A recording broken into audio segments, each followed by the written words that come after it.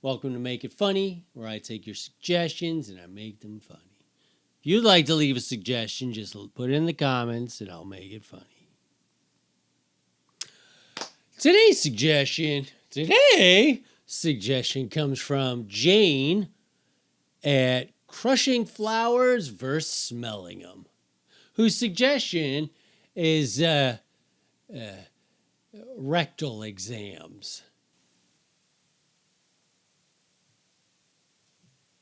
I like the fact that everything these days is getting more technologically improved.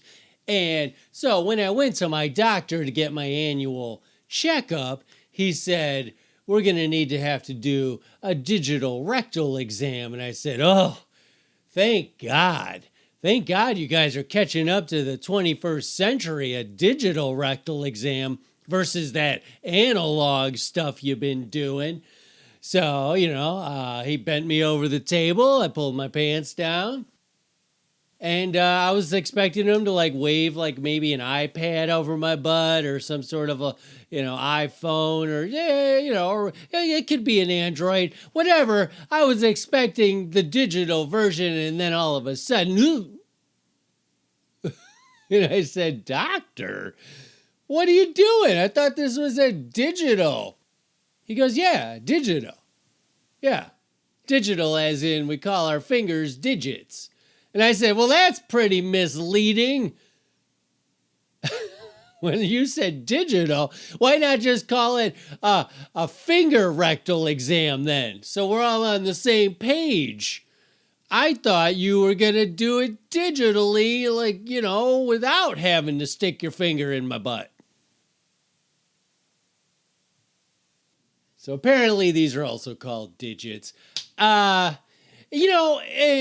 Doctors, I know the whole moment is very uncomfortable, but can you stop trying to release the tension by making a joke that basically about the assault?